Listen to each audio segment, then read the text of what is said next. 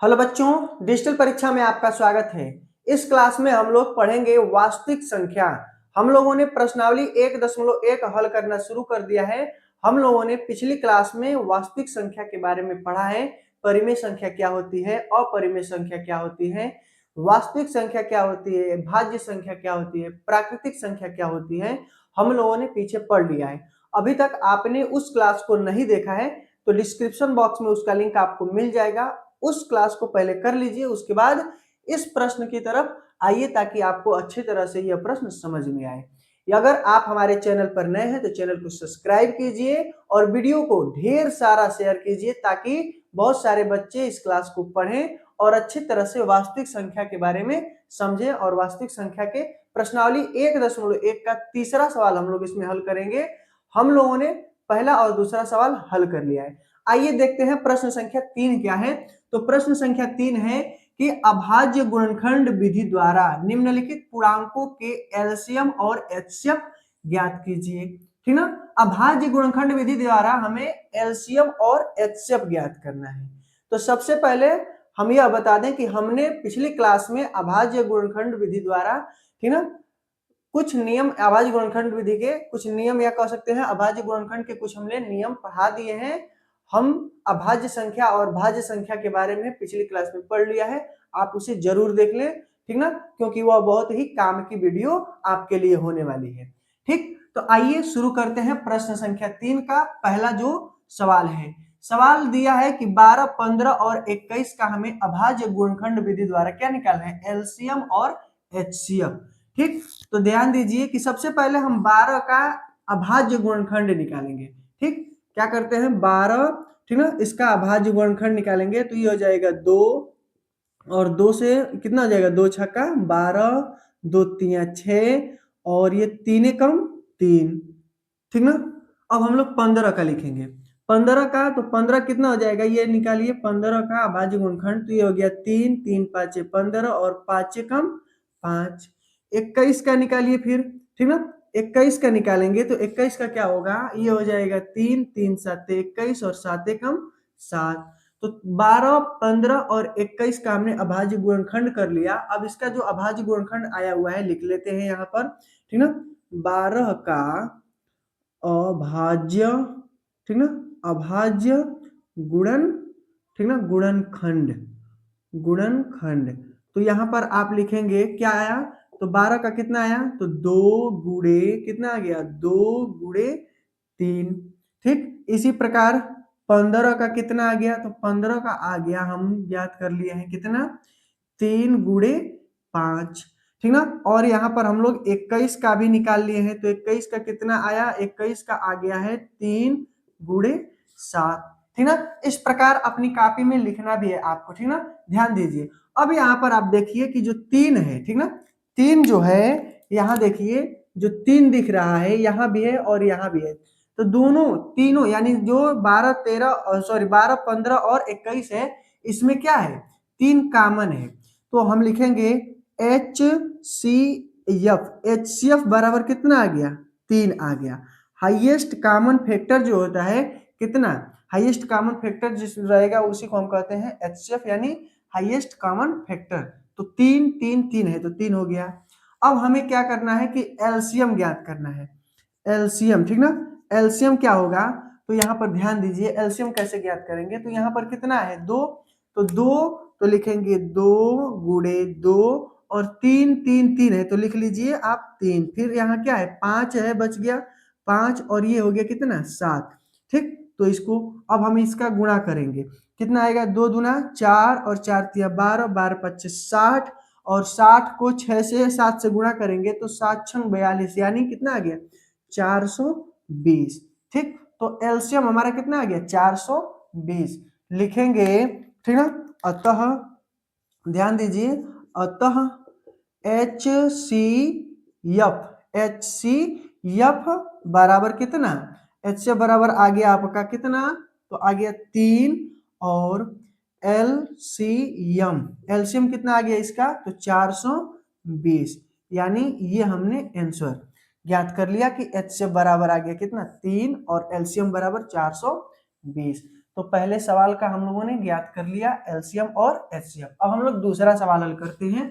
ठीक, 17, 23 और 19। तो 17, 23 और 19 जो है एक कैसी संख्या है, अभाज्य संख्या है। ठीक ना, तो इसका कॉमन फैक्टर एचसीएफ जो होगा एक होगा। कैसे? क्योंकि जो अभाज्य संख्या होती है उनमें केवल एक ही क्या होता है, कॉमन होता है। ठीक, क्यों? क्योंकि ये जो है अभाज्य संख्या ये स्वयं से कटती है और एक से कटती है। ध्यान दीजिए, तो इसको हल करते हैं, यानी दूसरा सवाल हल करेंगे। तो यहाँ पर आप लिख लीजिए हल। ठीक, अब यहाँ क्या करना है हमें, 17, 23 और 29 है, तो हमने अभी बताया कि ये कैसी है, अभाज्य संख्या है। तो इसमें आप डायरेक्ट लिखेंगे, जैसे 17 है तो 17 को कटाएंगे तो यह 17 से ही कटेगा, तो 17 कम 17। 23 है तो किससे कटेगा, 23 से ही, ठीक ना, कटेगा, तो 23 से कम 23 हो गया। 29 है तो कितना हो जाएगा, यहाँ पर आप लिख लेंगे 29।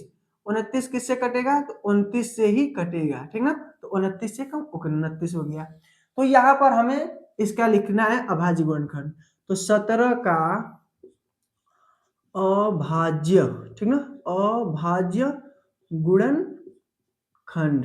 ध्यान दीजिए, 17 का अभाज्य गुणनखंड क्या होगा, तो 17 गुणे 1 होगा। फिर क्या है, 23 है तो 23 का अभाज्य गुणनखंड क्या होगा, तो 23 गुणे 1 होगा।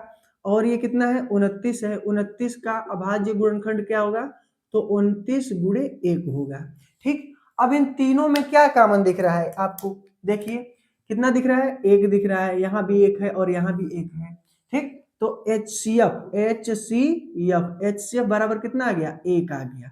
ठीक, अब हमें एलसीएम ज्ञात करना है। ठीक ना, लिखेंगे एलसीएम बराबर क्या होगा, 17 गुणे 23 गुणे कितना, 29।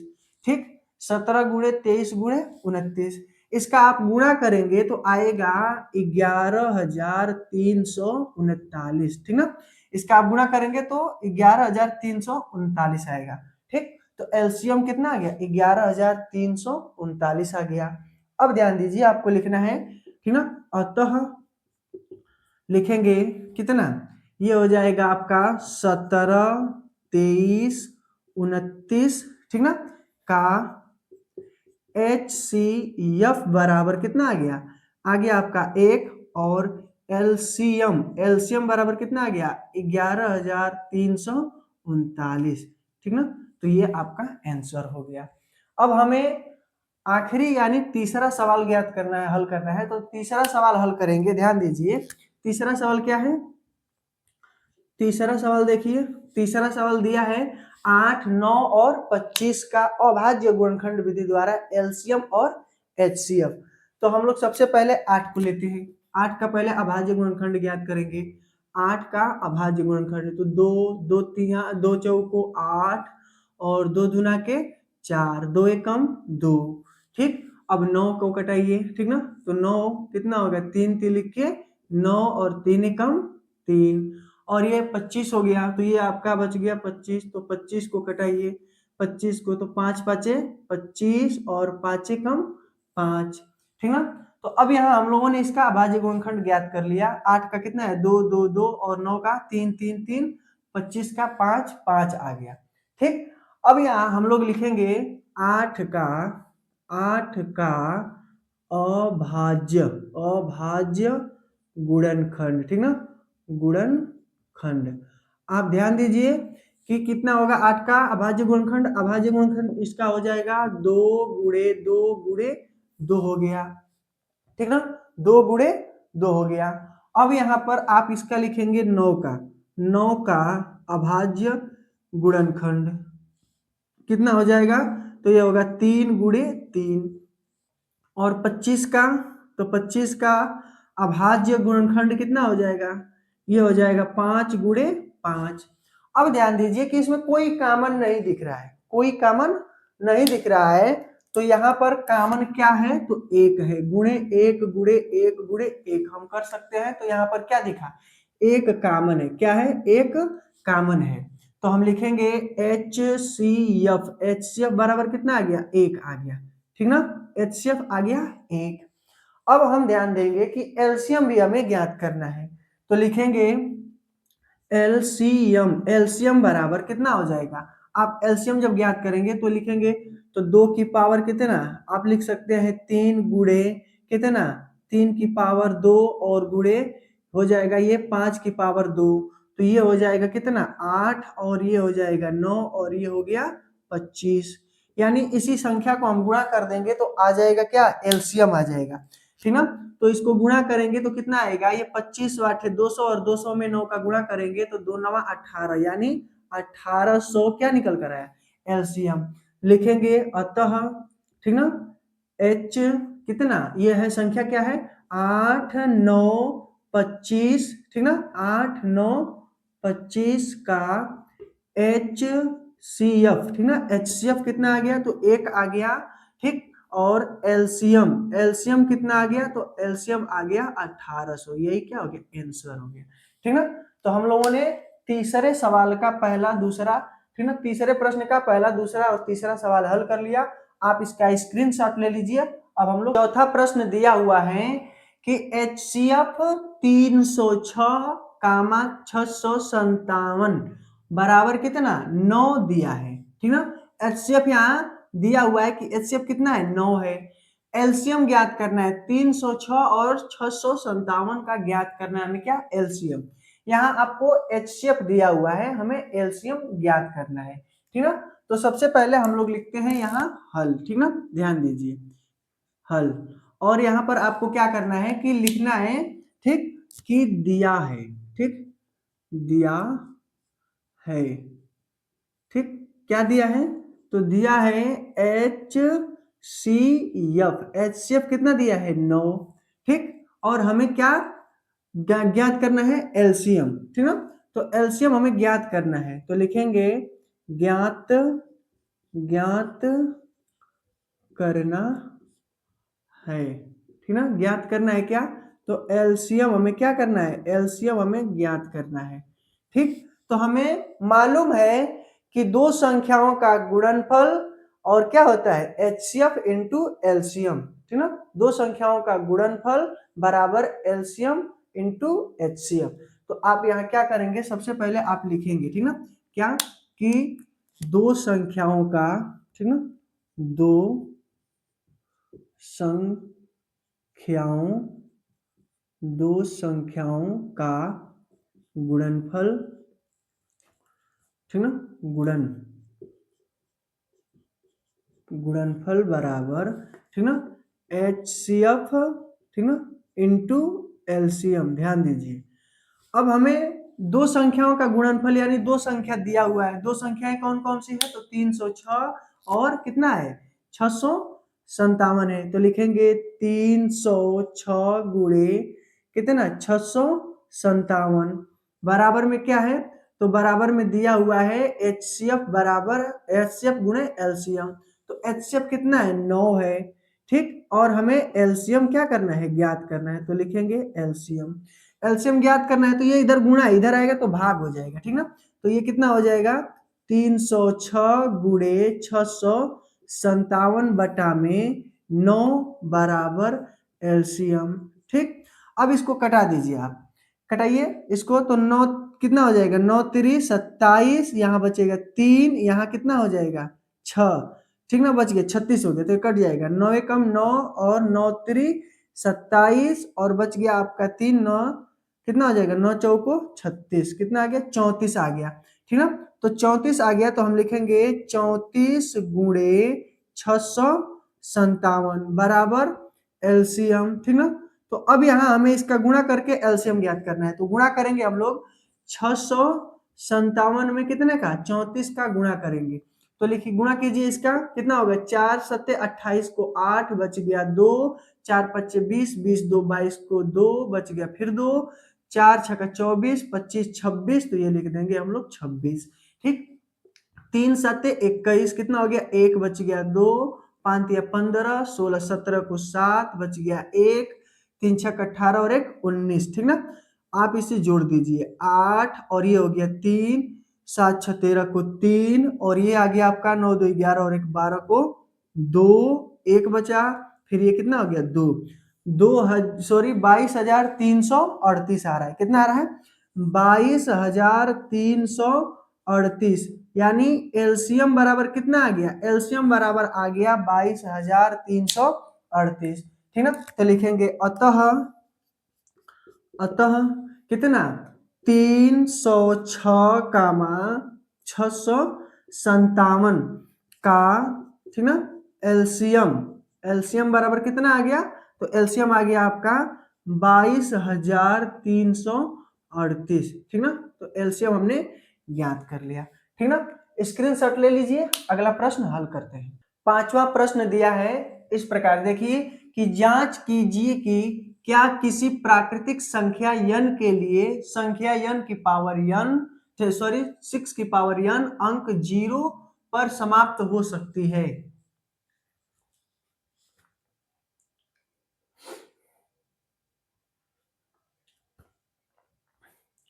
आइए अब देखते हैं पांचवा प्रश्न। पांचवा प्रश्न क्या दिया है कि जांच कीजिए कि क्या किसी प्राकृतिक संख्या n के लिए संख्या 6 की पावर n यानी 6 की घात क्या है n अंक 0 पर समाप्त हो सकती है। ठीक ना, कहा है प्रश्न की प्राकृतिक संख्या, किसी प्राकृतिक संख्या n के लिए संख्या 6 की पावर n अंक 0 यानी 0 पर समाप्त हो सकती है। ठीक ना, तो सबसे पहले आप लिखेंगे हल। ठीक ना, फिर उसके बाद क्या देखना है, इसको ध्यान देना, समझना है क्या कि लिखा है कि यदि कोई संख्या अंक 0 पर समाप्त हो सकती है तो वह 10 से विभाजित होगी। जो संख्या, ठीक ना, जो अगर संख्या क्या है, अगर 0 पर यानी कह सकते हैं अंक 0 अंक पर विभाजित यानी 0 अंक पर समाप्त होती है तो वह 10 से विभाजित होगी। जैसे यहाँ पर हम लोग ले लेते हैं 50, ठीक ना, ये 0 से समाप्त हो रही है तो इसको हम 10 से भाग देंगे तो ये संख्या कट जाएगी, 10 पचे 50, तो ये संख्या 10 से विभाजित है। ठीक ना, 10 से विभाजित होगी, इसलिए वह संख्या 2 कामा 5 से विभाजित होगी। जब यह संख्या 10 से विभाजित हो गई है तो 2 से भी होगी और 5 से भी होगी। देखिए 50 है तो इसको 2 से विभाजित करेंगे तो कितना आएगा 25। ठीक ना, अगर हम इसी को 5 से करते हैं तो कितना आएगा 10, यानी जो संख्या 10 से विभाजित होगी वो 2 से भी, ठीक ना, और किससे 5 से भी विभाजित होगी। ध्यान दीजिए, क्योंकि 10 का जो गुणनखंड होता है वो क्या होता है, 10 का गुणनखंड कितना होता है 2 गुणे 5 होता है। कितना होता है 2 गुणे 5, 10 का गुणनखंड कितना होता है 2 गुणे 5 होता है।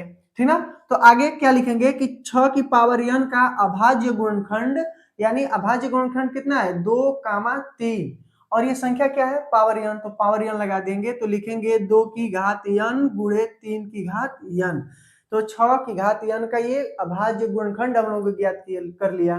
ठीक, अब यहाँ देखिए कि चूंकि यह 6 की पावर n के गुणनखंड में 5 नहीं है, इसमें 2 तो है लेकिन 5 नहीं है, इसलिए 6 की घात n 5 से विभाजित नहीं होगा। अतः किसी भी प्राकृतिक संख्या, ठीक ना, किसी भी प्राकृतिक संख्या n के लिए संख्या 6 की घात n अंक, ठीक ना, 0 यानी 0 पर समाप्त नहीं हो सकती है।